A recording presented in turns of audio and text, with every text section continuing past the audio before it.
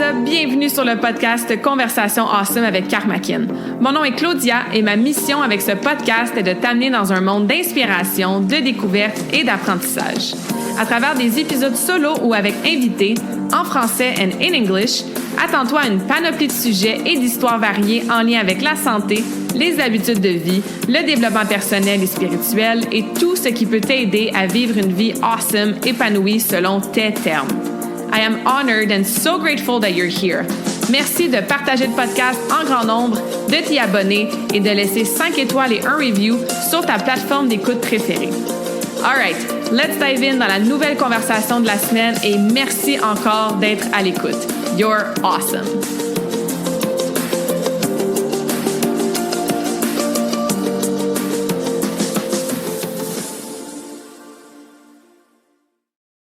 What is up, beautiful souls? Bienvenue dans la nouvelle conversation awesome de la semaine. J'espère que vous allez bien, que vous êtes en pleine forme.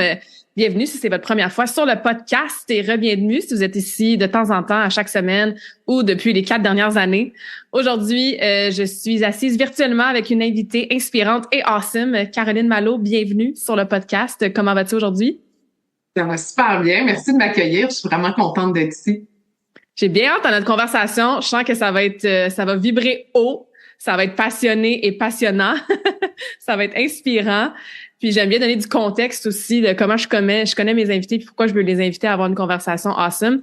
En fait, c'est Isabelle Bernier, on la salue, qui nous a mis en contact via LinkedIn. Isabelle que moi je connaissais pas en fait, que c'est quelqu'un d'autre qui a parlé de moi. On aime ça les réseaux sociaux puis les contacts, hein. Ouais. Parce qu'elle voulait éventuellement peut-être faire un événement de réseautage dans notre région. Puis là, elle me dit « j'écoute tes podcasts, Claudia. » Puis là, j'aimerais vraiment ça te présenter à quelqu'un. Elle a une vibe similaire à la tienne. Je suis sûre que vous allez bien vous entendre. Bref, elle nous a mis en contact. On s'est fait un petit appel virtuel ou un petit smoothie virtuel, comme j'aime bien les appeler. Et effectivement, j'étais comme « ouais, Caroline, elle va sur ma liste de gens que je veux inviter à ma prochaine batch d'enregistrement de podcasts avec des invités. » Donc bref, on est là aujourd'hui. Caroline, comment tu te décris de façon générale? Comment tu aimerais te présenter aujourd'hui là, en 2025? Parce qu'on évolue hein, dans nos identités et nos chapitres de vie, mais aujourd'hui, là, comment tu aimes te décrire et te présenter aux gens? Oui, bien vraiment, cette notion d'évolution est super importante. Puis je trouve ça drôle que Isabelle, salut Isabelle, elle nous a mis en contact. Puis je pense que c'est probablement dans notre débit. Hein, les deux, on parle super rapidement. Là, fait on est un petit peu passionnés, là. Ouais, c'est ça. Débit, dynamisme, passion. Aujourd'hui, je me présente comme une généraliste, j'ai le goût de dire. J'ai une passionnée du développement personnel, mais en fait, une passionnée de l'humain. Puis il y en a plus là, passionnés de l'humain en ce moment. Là, c'est très populaire là, de dire ça. Mais en fait, c'est parce que mon background, c'est que j'ai été pendant 25 ans dans le monde corporatif. J'étais en charge d'équipe dans le monde du marketing, des agences publicitaires, dans une association touristique, ensuite en direction générale. Mais peu importe dans l'industrie que j'étais, j'ai toujours adoré avoir une équipe. J'ai toujours adoré voir comment les gens pouvaient être sur leur X ou pas. Puis donc, des fois, j'avais l'impression que je voyais où est-ce qu'une personne pouvait aller avant qu'elle-même puisse le voir. Et cette portion-là de créer des équipes, j'ai toujours été chanceuse dans la vie parce que j'ai toujours eu des équipes extraordinaires. Et donc, cette gestion d'équipe, cette notion d'évaluation, moi, c'était toujours des évolutions. J'appelais ça de même dans le temps, là, avant même que ce mot-là soit à la mode. Donc, aujourd'hui, c'est quand j'ai marié ces 25 ans-là avec du coaching et ma passion qui est l'astrologie pour créer un accompagnement qui, j'en conviens, peut sembler étrange parce que méconnu, mais aujourd'hui, je suis une astro-coach qui amène de l'alignement dans la vie des gens personnellement et dans la vie des organisations. Est-ce que j'utilise l'astrologie tout le temps? Pas nécessairement. Je le sors. Pour moi, l'astrologie, c'est un outil. Fait que comment je m'identifie? Je pense que je m'identifie comme une dynamique passionnée, comme on a dit, mais mon métier aujourd'hui est celui d'astro-coach et de mentor en affaires. Voilà. Wow, j'adore ça. C'est un beau parcours. J'aime ça quand les différents chapitres de vie, rôle, identité, évolution qu'on a nous amènent à tout mettre ça ensemble pour créer un quotidien et, dans nos cas, une entreprise qui nous ressemble puis qui est comme la somme des expériences, des apprentissages qu'on a eus dans les années précédentes, là, tu sais. Oui, vraiment. J'imagine que c'est la beauté d'avoir des cheveux gris aujourd'hui. Mais il y a quelque chose, je le dis souvent, en fait, d'ailleurs, en accompagnement, parce que des gens curieux comme toi et moi pouvons être intéressés par une multitude de sujets. À un moment donné, il faut faire un choix. Mais c'est encore drôle, tu sais, c'est de s'ouvrir aux opportunités. Et malgré ça, c'est de s'assurer que les briques, là, qu'on a mis une par-dessus l'autre pour construire notre maison, on les tasse pas. On bâtit par-dessus ça. Fait que moi, j'aime bien l'idée et l'image de bon, ben, je me bâtis un deuxième étage, je me bâtis un troisième étage, mais c'est toujours par-dessus la vingtaine d'années d'expérience, là. Ouais, t'as ta Voilà, fondation qui est là, solide, enracinée, groundée, puis tu oui. construis. Ah, ça résonne vraiment beaucoup avec mon parcours, tu sais, puis t'as mentionné l'alignement, hein, que ce soit de l'alignement personnel ou de l'alignement dans les organisations. C'est quoi ta définition de l'alignement? Merci pour cette question. C'est une bonne question parce que c'est aussi un mot qui peut être utilisé très fréquemment de ce temps-ci. Je dis souvent, trouve ton or. Trouve ton or. Et quand on Ton trouve or, notre genre OR ou comme ton or ART? non, même pas ton, Ton or N-O-R-D. Yes. Find your north. Le nord, OK, c'est bon. le nord magnétique, le nord. C'est de On a tous trouver le ton même nord, c'est nord. bon, je te laisse continuer. Non, mais j'avoue, là, puis des fois, ça a l'air que je prononce mes O en A. Fait que merci d'avoir identifié ça. C'est vraiment ton nord. Et à titre d'exemple, ici, dans l'hémisphère nord, nous, on peut tous regarder Polaris le soir et c'est vraiment l'étoile qui identifie le nord. Et les gens, c'est de trouver son alignement. Et donc, ton nord, c'est ton inspiration, c'est ta vision. Ah, OK, on entend tout le temps ça quand on fait une planif. Là, c'est quoi ta vision, ta mission? Mais ben, c'est super important de le faire. Mais là où moi, j'essaie de me distinguer, en fait, là, c'est, oui, savoir ton aspiration, ce qui te motive à tous les jours, mais que c'est d'arranger ton GPS à l'intérieur de toi et t'assurer qu'il vise ton or. Pour moi, de l'alignement, c'est oui, avoir un grand rêve, une grande vision, mais c'est surtout de voir qu'est-ce qui correspond à l'intérieur de toi pour pouvoir le guérir en bon français vers cet endroit-là. Fait que ça, c'est la première chose. Et de s'assurer que tes valeurs, les désirs de ton âme, ta motivation intrinsèque, c'est ça qui te porte vers les choix que tu fais, choix qui te permettent d'être et de demeurer aligné. Parce que c'est bien beau en théorie, mais dans le concret de la vie, ça s'inscrit dans des choix. Comment tu fais pour choisir? Ben, c'est pas qu'ils font les gens. Les gens, souvent, ils demandent une validation extérieure. C'est correct d'échanger avec les autres, là, c'est pas ça que je dis, mais la vraie validation, elle vient à l'intérieur de soi. Fait que l'alignement individuel, c'est un peu le même concept en alignement corporatif. Pourquoi tu t'es lancé en affaires déjà? Tu sais, comme c'était quoi, là? Ça fait 10 ans que tu es en business, mettons. Qu'est-ce qui fait que tu t'es lancé en affaires? Et il y a plein d'entreprises qui roulent carré et qui sont profitables. Fait que moi, j'arrive dans l'entreprise pour m'assurer qu'elle roule rondement. Et ça amène généralement beaucoup plus de profitabilité, mais aussi de bonheur au travail. Fait que l'alignement, c'est de savoir où tu t'en vas, puis s'assurer de mettre le bon point d'origine dans ton GPS à l'intérieur de toi afin de faire des choix éclairés. Si j'avais un résumé, c'est ça. Ouais, non, merci, j'adore ça parce que comme tu as dit, c'est un mot qu'on pitch souvent, qu'on entend souvent, mais comme concrètement dans ma vie, je fais comment pour être plus alignée, tu sais, c'est pas toujours clair. Fait que ça aide beaucoup à avoir cette clarté-là. Tu sais, de ce que j'entends, c'est comme si nos pensées, nos besoins, nos valeurs, nos mots, nos comportements, nos actions sont tous alignés vers ce but-là qu'on a, qui est le Nord, qui est notre mission, qui est notre objectif, etc. Puis s'assurer qu'au quotidien, partant de notre point de GPS initial, ben on agit en alignement avec tout ça pour se rendre éventuellement. Oui. Et quand les aléas de la vie arrivent, les opinions des gens, la vie familiale, les conjoints, quand tout le monde a une opinion à travers tout ça, qu'on est dans un contexte X, qu'est-ce qui fait que parfois nos choix sont si alignés et si faciles à faire dans un contexte donné, mais quand on nous transpose de contexte, et genre, exemple, une job qui nous plaît pas tant que ça, tout est tout croche. Donc, des fois, c'est même pas une question de nos valeurs puis nos besoins, ils sont clairs. On sait aussi où est-ce qu'on s'en va, mais on n'est pas à bonne place. On n'est pas dans le bon contexte. Il y a ça aussi qu'on va visiter quand j'accompagne les gens. Ouais. Ah non, c'est vraiment important. Puis, C'est quoi les signes qu'on peut reconnaître, ressentir, que ça soit psychologiquement, mentalement, émotionnellement, physiquement, qui pourraient indiquer qu'on n'est pas aligné avec ce nord-là? Ben, les premiers signes que je trouve qu'on voit rapidement, c'est de la fatigue, de la lassitude puis du chiolage, on va se le dire. Les gens qui ont la victimite aiguë, le chiolage aigu, il y a quelque chose qui fonctionne pas, c'est clair. Il y a personne dans la vie, puis ça, c'est peut-être une croyance que moi j'ai, là, mais il y a personne qui se lève le matin pour faire suer le peuple. Il y a personne qui se lève le matin en posant des actions avec une intention négative. Si oui, c'est rare, puis il y a une souffrance en arrière de ça. Autrement, les intentions des gens sont bonnes. Mais quand ça ne va pas bien, c'est là qu'on se met à chialer, à se déresponsabiliser, à être dans le mode victime. Fait que ça, pour moi, c'est des premiers symptômes que je vois souvent. Là, après, ça va plus profondément, là, ça va dans toutes les pensées, les croyances, etc. Mais dans le quotidien, je dirais ça.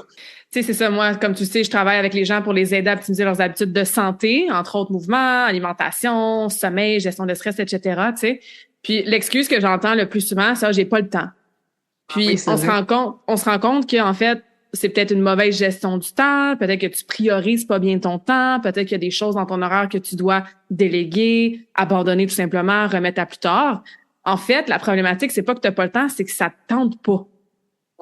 Fait que quand tu parles de lassitude, hein, puis de comme je suis fatiguée, puis j'ai une espèce de comme un aura, un non-verbal, tu sais, qui peut sembler de la paresse parfois, mais c'est souvent pas ça, mais c'est similaire. C'est cette espèce de manque de drive-là, de purpose-là, de passion-là, de motivation-là, de sens, hein, puis de raison de sortir du lit le matin puis faire ce que t'as à faire, que ça soit ton entraînement, couper tes carottes ou aller travailler, tu sais.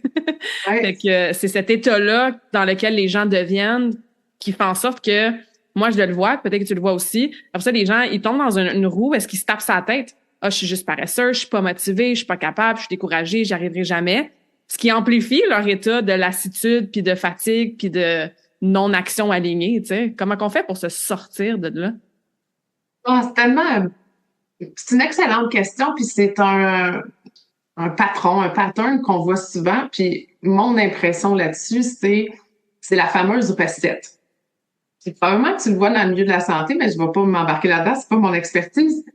Mais c'est de voir la recette, ben toi, dans ton monde, c'est le type d'entraînement puis les régimes. Et dans mon monde d'affaires, c'est suivre ce que les autres font.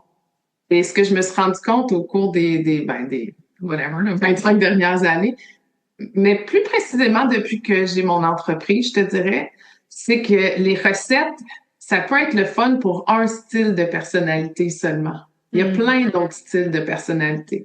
Donc, quand on est dans un style de personnalité que je vais appeler entre guillemets fixe, c'est-à-dire des gens qui fondamentalement sont des gens de routine, qui sont bien là-dedans, qui ont besoin de cette routine-là, les recettes sont fantastiques. Mais pour des gens qui ont peut-être un pétard dans le derrière, qui aiment pas ça faire 2 fois la même affaire parce qu'ils se trouvent ça plate au bout, pourquoi est-ce qu'ils continuent à appliquer la recette? C'est-à-dire, il faut que j'aille au gym 3 fois par semaine. C'est pas leur grève, eux autres. Souvent, je le vois dans mes accompagnements. La musique est très présente pour un certain type d'individu. Va danser, va bouger. Pourquoi vas-tu au gym 3 à 5 fois par semaine? Ouais, mais c'est ça qu'il faut faire. Oui, mais c'est ça qu'il faut faire. C'est des impositions de la société puis des recettes qui fonctionnent pas pour tout le monde. Fait que moi, ce que je dis aux gens, puis j'imagine que tu le vois aussi dans ton milieu, c'est créer ta propre recette à toi, où est-ce que tu vas être dans ton flow. Là, je parle en jeune, là, suis ta vibe, sois dans ton flow. Mais c'est vrai, cette affaire-là, comme c'est de la personnalisation. Et voilà. Fait que moi, j'ai l'impression que la recette vient empêcher une grande proportion des gens à être motivés. Le but, pourquoi ils veulent commencer à s'entraîner. Le but, pourquoi ils veulent faire du développement personnel. Le but, sont tannés de cette relation-là, mais ils sont pas capables de s'en sortir. Ils veulent avancer, élever leur business. Ils sont toujours à un seuil qui est le même seuil, mais ils veulent grandir à un autre seuil. Mais c'est toujours la recette. Pour s'élever, il faut faire différemment. Et le faire différemment, c'est pas tant de regarder ce que le voisin fait, mais ce qui est bon pour toi. Voilà. Ouais, j'adore ça. Puis si tu le sais pas, qu'est-ce qui est bon pour toi, c'est là que tu peux partir en quête, en fait, de découverte, d'expérimentation, d'essayer des choses, d'ouvrir ton esprit pris de t'exposer à différentes choses, d'aller en coaching justement pour voir peut-être tes angles morts, tu sais? C'est drôle parce que je viens du monde du marketing et puis en fait, je suis en agence de pub pendant plus de 15 ans. Puis quand on a un nouveau client, que ce soit une stratégie de marque ou même une nouvelle campagne qu'on fait, il y a souvent une portion en amont qui est d'aller voir ce que la compétition fait.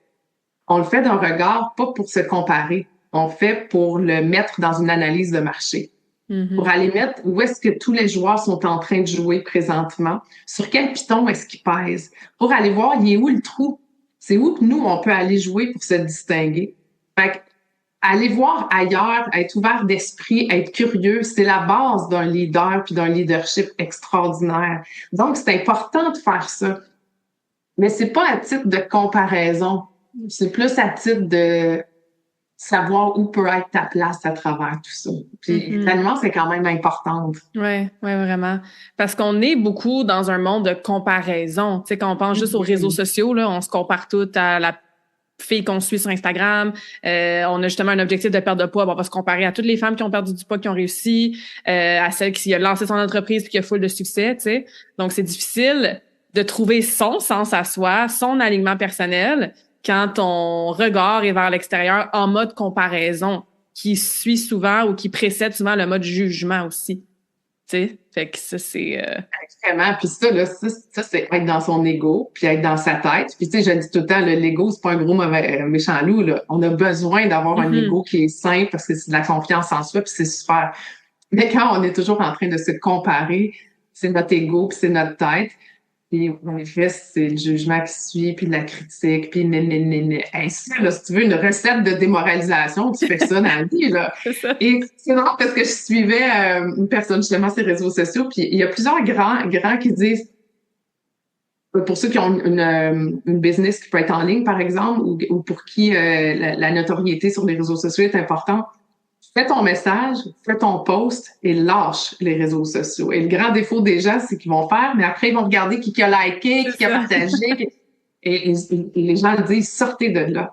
Parce que c'est là qu'on reste dans le moule de l'ego. Il n'y a rien d'intelligent qui se passe là, quand on reste là. Non, c'est clair. Puis on revient à l'intention aussi. Pourquoi tu crées du contenu? Pourquoi tu veux faire X, Y, Z? C'est quoi ton intention derrière, t'sais? Donc, quand il y a un misalignment, donc un désalignement de ton intention, de l'action que tu fais, puis après ça, ta réaction suite à l'action, ben, je veux bien, là, mais ça va être assez difficile là, d'aller chercher ce que tu recherches, que ça soit du bonheur, de la joie, plus d'argent, des followers ou des clients ou peu importe. Là, t'sais.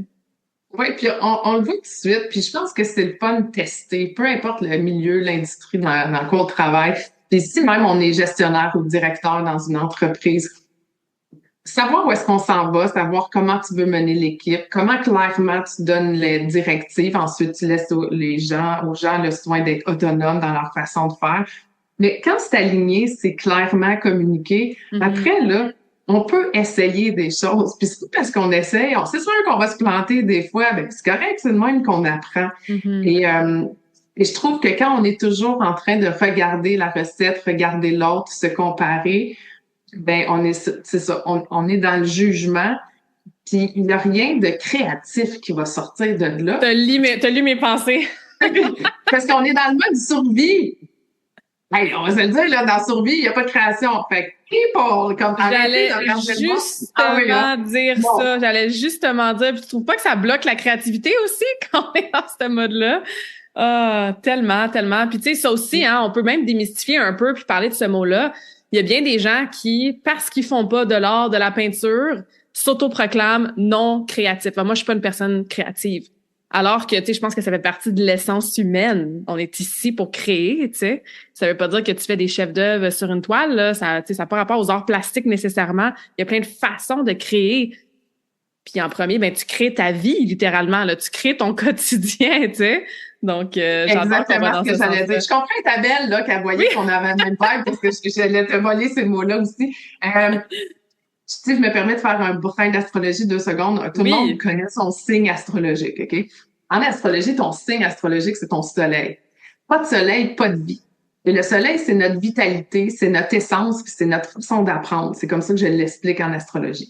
Et donc, si c'est toute ta vitalité, c'est ton essence, en fait, c'est le gaz que tu te mets dans le char, comme si ton corps était ton véhicule. Mais c'est quoi qui vient faire? En fait, le soleil, ce qu'il veut, c'est qu'on crée notre propre vie. Fait que la création, l'art, etc., je suis à la même place que toi, là, c'est pas parce que je sais pas faire une peinture. On s'est tous incarnés ici. Notre âme s'est incarnée dans un corps. Ça le dit 2 fois, hein, incarné dans le corps. Pendant 100 ans, dans cette vie-ci, afin qu'on puisse créer notre propre vie. Et je dis souvent, marche ton chemin. Et quand on marche ton chemin, on n'est pas en train de marcher le chemin de l'autre, puis on crée notre propre vie. Donc, quand on est toujours en mode survie, chose qu'on voit beaucoup, beaucoup, beaucoup dans les organisations, puis dans la vie en général, là, métro, boulot, dodo, on n'est pas en train de créer. C'est ça que je trouve triste. C'est poche. Ouais, c'est Tu dommage. mets ta journée, tu n'as rien créé. C'est dommage parce qu'on est ici en un claquement de doigts, là. C'est tellement, tellement, tellement court comparativement à l'immensité de l'univers puis du grand spectre de tout, du tout, en fait, tu sais. Fait que ton petit 80, 90 ans, 100 ans sur Terre, c'est tellement minime, ça passe tellement vite. Moi, j'aime bien dire, genre, it doesn't mean anything, so might as well make it mean something. Tu sais, comme ça veut rien dire, donc aussi bien lui donner un sens, justement, tu sais, parce que c'est tellement une mini fraction d'un tout. Fait qu'effectivement, tu sais, si on vit sur un pilote automatique en mode survie, on devient un peu victime de nos circonstances au lieu d'être créateur de notre réalité, tu sais. Exactement ça. C'est ça qui est dommage. Exactement ça. Oui, c'est dommage. Mais quand on le catch, puis c'est pas important si on le catch à 10 ans ou à 90 ans, au moins on peut le catcher. C'est intéressant que tu parles de meaning parce que moi je dis souvent se connaître, ça nous permet d'être le leader de notre vie, être un leader solide qui est ancré, qui a une vie qui est riche de sens et de relations. Parce que semble-t-il que lorsqu'on est près du décès, de partir, les Égyptiens, ils disent, ben là, je vais le dire en anglais, là, mais comme, you rise to the east and you're westing. Puis je trouve ça beau, l'expression you're westing. Tu sais, you're not dying, you're westing. You're gonna come back, you know? Mais c'est un W, west, comme. C'est ça, pour l'ouest. C'est pas un R qui est mal dit à cause d'un accent anglophone, là. C'est vraiment westing. Où je m'en allais avec ça? Oui, c'est ça. Cette notion de sens. Comment est-ce qu'on peut avoir une vie qui est riche de sens et de relations? Parce que quand on s'apprête à wester, ce qui reste, c'est ça, c'est l'essence des relations qu'on a créées, c'est l'amour. Tant qu'à être ici 100 ans, l'important, c'est d'aimer ses proches, aimer la vie, puis aimer sa vie. Puis je le sais que ça sonne un peu wouhou ésotérique, mais ce n'est pas pantoute. C'est le sens que tu y donnes à tous les jours. Ouais, vraiment. Puis tu sais, n'importe quelle entrevue ou livre, en fait, qui ont jasé avec des gens qui sont près de la mort, tu sais, des 80, 90 ans, 100 ans, tout ça, il y a personne qui a des regrets de j'aurais dû travailler plus, j'aurais dû voir moins mes enfants, j'aurais dû prendre moins de risques, j'aurais dû voyager moins, j'aurais dû moins dire à mes proches que je les aimais. C'est tout à fait le contraire, les regrets souvent qu'on va entendre. Quel est le sens de ta vie en ce moment que ce soit professionnellement ou personnellement, ou tu sais, je pense que les deux sont reliés. Souvent, quand on a notre propre business, sont très, très reliés. En tout cas, je parle pour moi. Mais comment tu décrirais, toi, ton sens? C'est vraiment d'accompagner les gens à être sur leur X. Bon, encore ça, c'est galvaudé, mais c'est accompagner les gens à être dans leur lumière, accompagner les gens à créer leur propre vie. Et quand je suis partie, j'ai parti mon entreprise il y a 2 ans, j'ai toujours travaillé vraiment beaucoup dans la vie, comme vraiment beaucoup. J'aime ça. Pour moi, c'est pas, je me victimise pas parce que je travaille. Pour moi, je m'accomplis énormément dans le travail. Et j'ai 2 enfants. Puis je trouve que cette recette, je parle de recette, là, mais la recette que je me suis créée pour moi, avant, je me fâchais de devoir partir à 3h moins 10 de mon boulot pour aller chercher mes enfants. Je trouvais ça tôt, je trouvais ça ridicule, toute l'équation, et ça faisait juste me stresser. Puis aujourd'hui, quand je vais chercher mes enfants, mais c'est même plus une pensée que j'ai. Je suis juste contente d'aller les chercher. Fait que ce qui amène du sens pour moi, c'est que justement tout fait du sens. Ça me dérange pas à quelle heure je dois aller chercher mes enfants, j'y vais. Je peux travailler à 8h, j'aime ça. C'est comme si tout ce que je fais, j'aime ça. Puis j'entretiens des relations avec des nouvelles clientes, des nouvelles femmes dans ma vie que je suis juste ravie de rencontrer. Mes relations que je rencontre, c'est des nouveaux cadeaux. Fait que le sens de ma vie en ce moment, c'est que je l'aime profondément, parce que ça me permet d'être là avec mes enfants quand ils ont besoin de moi. Ça me permet de prendre du temps pour moi aussi. Ouais, c'est important, ça aussi. Vraiment. Puis ça me permet de rencontrer des femmes extraordinaires. Puis ça rejoint ma personnalité. J'aime ça, rencontrer du nouveau monde.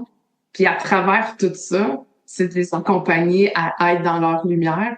Je fais souvent la joke de X Factor, là. Tu sais, c'est comme si on était tous à X Factor, mais là, on a un pied sur le chemin, OK?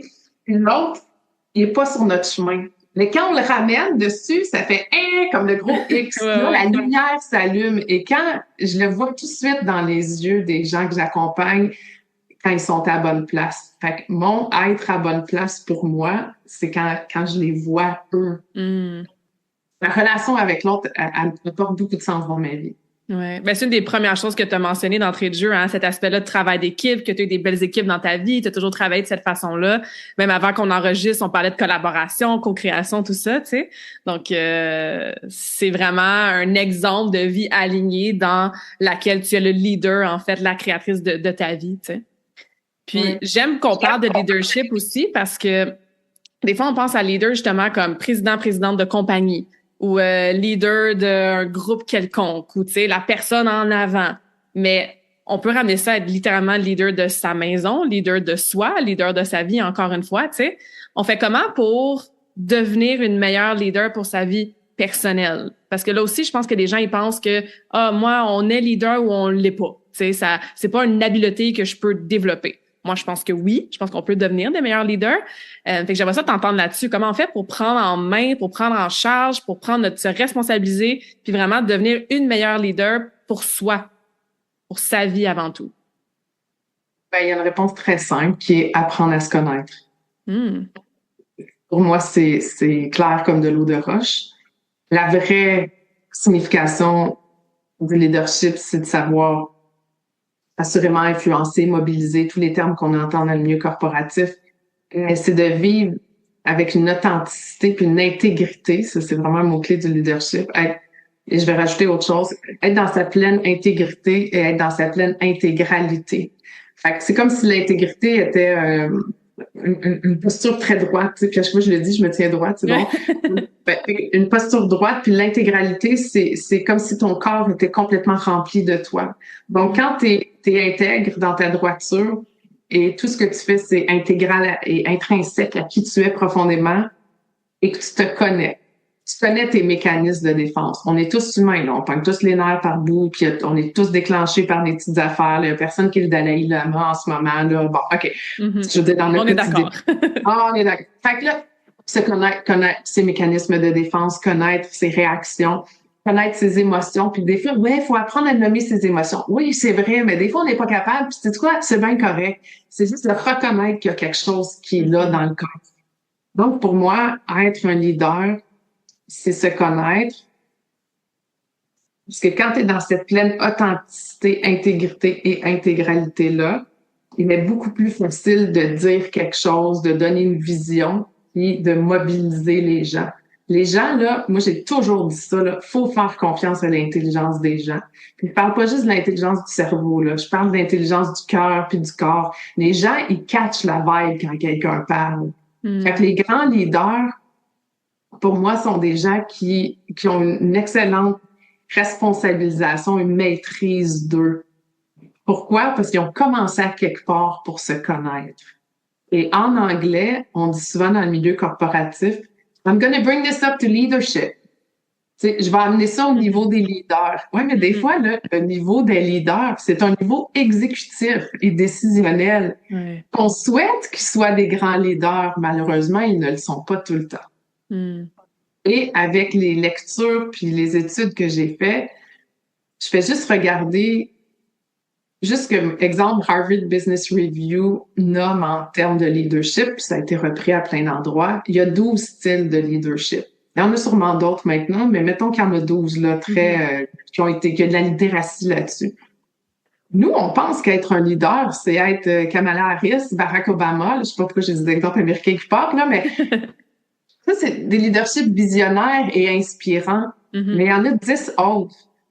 Puis, il y a des styles de leadership très directifs, transactionnels, créatifs, dans le processus, bienveillants. Il y en a 12 au total. Fait que tout le monde trouve son compte dans un style de leadership. Mm-hmm. Ouais. Pour ceux qui sont curieux, ça serait intéressant d'aller faire de la recherche là-dessus pour voir, tu sais, soi-même quel genre de leader on est, puis de s'aligner, encore une fois, pour reprendre le thème d'aujourd'hui, de s'aligner avec ce type-là pour, après ça, faire des actions dans notre vie personnelle en premier, puis après ça, ben dans sa famille, avec ses proches, etc. J'ai fait une petite recherche là-dessus, personnellement. Ça doit faire 1 an et demi, là, plus que 2. Moi, je pratique l'astrologie que j'utilise au moment opportun, puis j'ai remarqué qu'il y a un astéroïde qui s'appelle Pallas Athéna. OK? Et Athéna, elle représente l'intelligence créative, elle représente une grande considération pour autrui et dans mon livre à moi, donc le leadership. Et j'ai remarqué que, en fonction de où se trouve Pallas Athéna dans la carte du ciel de mes clients, que ça avait une très, très grande... Ben, à date, j'ai pas eu de l'exception à la règle. Ça donne le style de leadership de la personne. Ça a été... fait que, je suis comme en mode recherche under the radar là, depuis 2 ans. Puis à date, c'est assez bang on. Et ça, c'est vraiment un game changer pour beaucoup de gens. Parce que quand ils voient ça, ils se retrouvent, ils se reconnaissent. Parce que j'ai dit que c'était l'ingrédient premier du leadership, c'est de se connaître. Fait que là, ils se reconnaissent sous une facette X. Puis on dirait que c'est un soulagement pour eux ou elles. Là, ils aspirent plus à être comme le leader de je sais pas qui. Ils aspirent plus à ça. Ils aspirent juste à être eux-mêmes. Et là, ça, c'est fantastique. Ouais, puis tu sais, ça donne même la permission, j'ai envie de dire, d'être authentique justement, puis d'être dans ton intégrité. Ouais, c'est super pertinent, ouais. De quelle autre façon est-ce que l'astrologie peut nous aider à nous connaître pour qu'on vive une vie plus alignée, qu'on soit une meilleure leader dans notre vie personnelle, pour qu'on ait une vie remplie de sens? Comment ça peut nous aider? Oui, mais en fait, l'astrologie, à la base, c'est de l'étude des cycles. Tout est une question de cycle. Comme la Terre tourne autour du Soleil, toutes les planètes tournent alentour du Soleil, mais on ne va pas à la même vitesse. Puis parfois, on va plus vite qu'un autre, puis moins vite. C'est toute l'étude des cycles. Et l'astrologie était vraiment beaucoup, beaucoup, beaucoup utilisée là, il y a 3000 ans, il y a 2000 ans, puis même, je dirais, jusqu'il y a 200 ans. Et quand la montée de la science a pris le dessus, bien évidemment, ça a été relégué à comme un truc de poubelle. Mais il y a beaucoup, beaucoup de gens notoires qui ont utilisé l'astrologie, ne serait-ce que Carl Jung, à titre d'exemple. Donc, concrètement, l'astrologie, oui, je peux utiliser l'astrologie pour dire c'est quoi les énergies qui s'en viennent. Oui, je le fais, je le regarde. Pour moi, c'est comme la météo. S'il fait moins bien, je ne vais pas m'habiller pareil. C'est la même chose avec l'astrologie. Mais là où ça devient le fun, je pratique une astrologie qui est humaniste. C'est-à-dire, c'est un outil. Il existe 3 millions d'outils dans la vie, là. Mais moi, le mien, c'est de l'astro. Le monde qui vient vers moi, je vois leur carte du ciel et ça permet de reconnaître ta signature profonde énergétique, d'une part. Ensuite, tes 3 piliers. C'est-à-dire, c'est quoi ton essence? C'est quand tu te sens bien. T'sais, exemple, là, tu demandes à quelqu'un, « Hey, salut Claudia, comment ça va? » Ou je te dis, « Ah, allô Claudia, comment tu te sens aujourd'hui? » 1, mon ton, il est même pas pareil. Puis 2, je n'aurai pas la même réponse. Fait que c'est important de reconnaître ça en soi. Et finalement, qu'est-ce que tu viens apprendre dans cette vie-ci? Qui est une autre façon de le regarder. Fait que ça fait partie des 3 piliers. Ta vitalité de 1, comment tu te sens, puis tes besoins viscéraux, tes besoins émotifs, de sécurité émotive, 2. Et 3, qu'est-ce que tu viens apprendre ici, là? C'est quoi ton chemin? C'est ton chemin. Donc déjà, ça, c'est une magnifique base à avoir.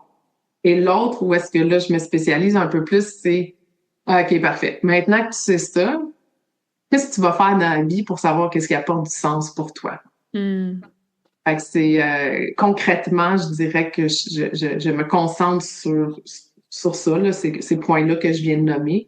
Ça donne une excellente base aux gens. C'est très validant, en fait, aussi. Ouais, exactement. C'est ça. Ça confirme certaines choses, entre autres, tu sais, puis c'est un outil pour apprendre à se connaître, comme tu dis. Fait que déjà là, on est gagnant, tu sais. Est-ce que tu as un exemple concret qui te vient en tête par rapport à une information spécifique qu'on pourrait trouver dans la carte du ciel qui pourrait indiquer une des choses que tu viens de mentionner? Exemple, t'as telle planète en Scorpion dans telle maison ou je sais pas trop, ça pourrait indiquer ou tu pourrais utiliser cette information-là. Évidemment, on comprend que c'est plus compliqué que ça puis que l'influence dans la carte, il y en a plein, là. Mais tu as un exemple concret en lien avec un signe ou une planète ou une maison. Oui, mais en fait, regarder une carte du ciel, tu sais, voir où ton soleil. Quand tu vois une carte du ciel, t'es comme, oh, ciboulot, il y a vraiment plus que ça. Fait que c'est aussi complexe que l'être humain est complexe. Fait que, tu sais, je pourrais en parler jusqu'à 100 ans. C'est ça. Il y a façon de voir où sont placées les planètes dans la carte du ciel, dans des maisons. OK, parfait. Mais là, après, c'est de voir comment chacune d'entre elles se parle entre elles. Là, ça devient un peu plus complexe. Un exemple concret serait, je viens de parler des piliers. Tu sais, ta vitalité, ton besoin, puis ton chemin. Ah, OK, parfait. Là, quand j'arrive dans... Fait que là, la personne, mettons que là, je vais aller sur les 4 éléments parce que c'est la chose la plus simple. Dans le chaos, on revient à la base, je le dis souvent. Fait que quand il y a un trop plein d'informations, je reviens à la base. Et la base en astrologie, c'est les 4 éléments. En fait, vous savez, je dis pas pourquoi je dis vous, là, mais en tout cas, tu sais, l'astrologie, la psychologie analytique de Carl Jung était d'ailleurs basée sur quatre types d'individus qu'on peut faire le reflet avec les 4 éléments. Donc, les 4 éléments, pour ceux qui sont perdus, on parle d'eau, air, feu, terre. Ouais, je te remercie, c'est quand même digne de mention. Juste au cas où, qu'il y en a que c'est du nouveau langage, là. Oui, en effet. Donc, si dans ta carte du ciel, je sais pas, moi, tu as un soleil en lion, donc tu es lion. Tu vas lire ton horoscope de lion.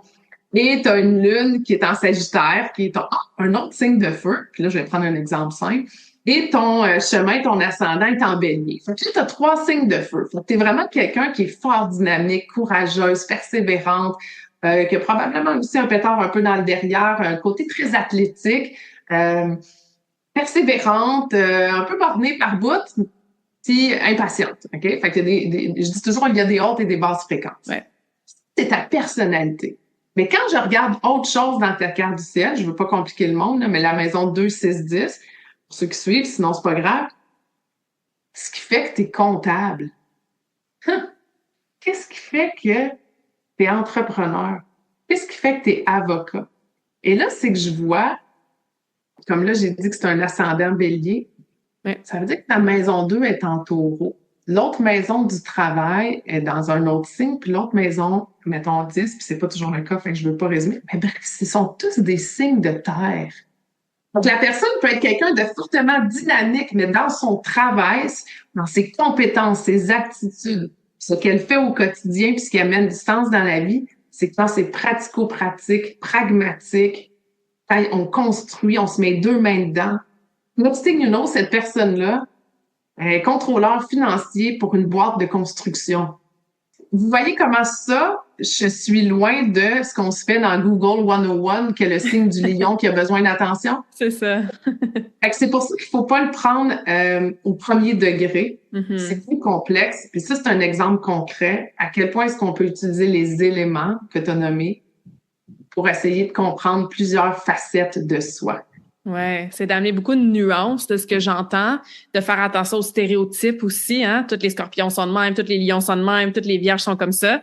Et de comprendre que on a toutes ces énergies-là, des 12 signes dans notre carte, mais ils se parlent différemment, justement, pour créer l'unique personne que nous sommes, tu sais. Oui, c'est en plein ça. Souvent, je fais une joke, puis je dis, moi, quand j'étais jeune, peut-être suis-je plus vieille que tes auditrices, mais il y a un peu, on avait les ghetto blasters ou même juste les radios, puis il y avait les fréquences, tu sais. Fait que là, on baissait la baisse, puis là, la musique apprenait une autre harmonie, tu sais. Mais je dis souvent qu'on a comme les 12 signes à l'intérieur de nous, puis on peut s'amuser à jouer avec l'equalizer, de baisser les fréquences ou de monter les fréquences.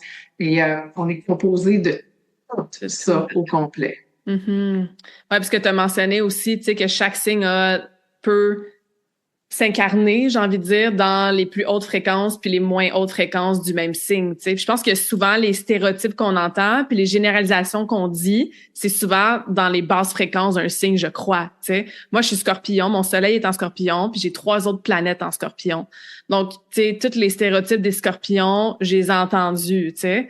Puis les gens qui me connaissent, puis qui me jasent, puis qui me rencontrent dans différentes circonstances, ben quand je leur dis ça, que je suis Scorpion, puis que j'ai autant d'énergie de Scorpion dans ma charte, c'est comme ben non, t'es pas scorpion pantoute, t'es pas ci, t'es pas ça, t'es pas ci, t'es pas ça, tu sais. Fait que c'est intéressant parce qu'encore une fois, la perception des gens versus, mettons, quand j'avais 10 ans, là, j'avais peut-être plus l'air de la scorpion que les gens vont associer souvent, tu sais, comme mystérieux, laisse pas rentrer personne, indépendante, caractère de cochon, trosse pas personne, tu sais.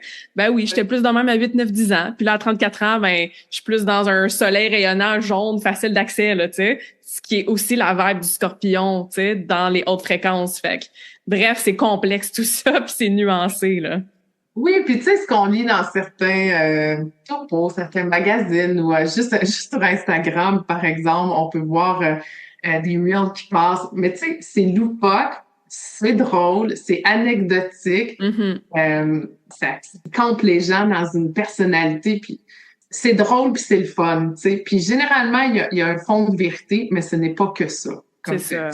Ça nous fait sourire, tu sais. Tu vois un reel, c'est comme, I can relate un petit peu, tu sais. C'est drôle parce que là, je rencontre du monde, là, ils savent que je fais de l'astrologie. Fait qu'ils sont comme, oui, moi, à ce temps, j'embauche juste des gens que ABC, là. Tu sais, que là, il y a son soleil, ils vont pas dire son soleil, ils m'ont dit son signe astrologique. Où je leur demande, je rencontre un gars sur une date. Fait que c'est quoi son signe? Ouais, c'est comme plus complexe que ça, la gang. C'est ça. C'est ça. Faut pas que ça devienne une façon de se limiter puis de se fermer à une possibilité ou un potentiel ou une opportunité quelconque. Puis ça aussi, tu sais, je trouve qu'on voit ça souvent. Ah, Mercure est en rétrograde, donc c'est sûr que je ferai pas de lancement ce mois-ci parce que mon ordi va planter. Ben, t'es en train de manifester un problème technologique qui a zéro rapport avec Mercure, tu sais. Fait que c'est de faire attention aussi de pas se limiter. Ah, c'est la pleine lune aujourd'hui, donc je vais faire X ou je ferai pas Y, tu sais. C'est très drôle tout ça, là. Tu sais, juste à titre d'exemple. Il y a le Soleil, puis là, il y a Mercure. Pendant que nous, on tourne une fois l'entour du Soleil, Mercure a le temps de tourner 3 à 4 fois autour du Soleil dans une année. Et donc, la rétrograde, elle a lieu pendant 3 semaines fois 3. Ça fait 9 semaines. On parle d'une période ombragée en amont et en aval. On est rendu à 9 semaines, à 27 semaines. Fait il y a plus de la moitié de l'année qui est allouée à faire rien. Fait que vous voyez comment ça n'a pas de sens. On ne peut pas tout cesser pendant un Mercure rétrograde. La vie avancerait pas. Puis pourtant, le Soleil dans la galaxie, dans l'univers, il avance. On avance puis on évolue. C'est pour ça qu'il faut en prendre puis en laisser. Et je pense que c'est intéressant aussi d'aller voir des gens qui viennent expliquer l'astrologie et ne pas juste prendre les partages d'informations superficielles. C'est très profond, en fait, l'astrologie. C'est pour ça que j'aime ça. Là. Ouais, puis tu sais, toi, tu fais du coaching là-dedans aussi, tu sais, ce qui est super pertinent, là, donc génial. Fait que comment est-ce que les gens peuvent travailler avec toi éventuellement? Comment tu fonctionnes au niveau de tes services, tes offres, te suivre sur les réseaux sociaux? Je vais mettre les liens dans la description du podcast, là, mais de vive voix, là, parle-nous un petit peu si les gens veulent en savoir plus, puis éventuellement, c'est ça, travailler peut-être avec toi. Oui, avec plaisir. Ben écoute, mon site web, c'est espaceathena.com. J'offre des services d'accompagnement en organisation et aussi des services d'astrologie. Vous trouverez qu'ils sont dans 2 volets séparés. En astrologie, je fais 3 choses, c'est-à-dire que je fais de l'accompagnement personnalisé. Juste exemple, une lecture de carte du ciel de 90 minutes. Ça, c'est mon service de base. Ensuite, j'ai des accompagnements de groupe ou des accompagnements individuels qui sont en fait un processus transformationnel pour vraiment se connaître et devenir la leader qu'on est. C'est 3 à 4 mois ensemble. Il y a du contenu fois 1000. Je suis rendue à ma 7e cohorte que je vais lancer au printemps. Fait qu'il y a déjà plus d'une 60aine de femmes qui sont passées à travers les processus. Ça, c'est mon bébé. En fait, c'est le mariage de ce que je racontais plus tôt. Là. Tu sais, ma passion, ça s'appelle Athéna, Leader Athéna, basé sur Pallas Athéna. Et finalement, j'ai commencé à offrir des cours d'astrologie. Donc, pour le moment, j'en ai un sur les maisons. J'en aurai d'autres à venir probablement au printemps ou cet été. Vous allez tous voir ça sur mon site dans la section astrologie. J'ai un groupe gratuit pour celles que ça intéresse. Ça s'appelle Team Astro Leader sur Facebook. J'ai environ 1500 personnes qui sont avec moi, puis je fais des topos de nouvelle lune, puis de pleine lune, puis j'ai un langage assez coloré, puis c'est dans un groupe privé, fait que des fois, je me permets un petit peu plus. On a du fun, l'engagement, il est fantastique. Il n'y a aucun engagement financier de votre part, là, c'est gratuit. Et voilà, puis aussi sur Instagram, mais je pense que ça fait le tour. Génial, génial. On va tout aller voir ça, puis découvrir ça, puis en apprendre plus, puis vivre une vie plus alignée, en connaissance de soi, en recherche de sens, en incarnation aussi. Puis en ayant du fun, hein, comme on disait, on est ici pas longtemps, fait que t'es vraiment un bel exemple de personne qui aime, ça s'entend, ça se voit, t'aimes ta vie, tu l'as mentionné, t'aimes tes enfants, t'aimes ce que tu coaches, t'aimes tes clientes, t'aimes ton travail, t'aimes la vie que tu as créée. Puis je pense que c'est le message principal qu'on peut vraiment ressortir aujourd'hui, là. Ah, c'est beau, merci pour la conclusion. Merci pour l'invitation. Je suis vraiment contente d'avoir été avec toi. Ça me fait vraiment plaisir. Puis j'ai une petite dernière question à te poser que je Oui. pose à toutes mes invités en fin de conversation awesome. Est-ce que tu as une citation ou un mantra préféré? Ça serait lequel et pourquoi? Une citation, j'en ai pas une qui me monte, mais un mantra préféré c'est le Ho'oponopono, c'est ça qui monte présentement. Mm-hmm. Quand les choses vont moins bien et ou quand je fais une marche ou du ski, c'est long, je fais le Ho'oponopono. Mm. Ça me permet de devenir dans une très grande présence. Ouais. Puis encore une fois, pour ceux qui ne connaissent pas cette pratique, qu'est-ce que ça signifie? En fait, c'est hawaïen, si je ne m'abuse, c'est je t'aime, je m'excuse, pardonne-moi, merci. Il y en a qui le font dans un autre ordre. Moi, c'est l'ordre que j'utilise.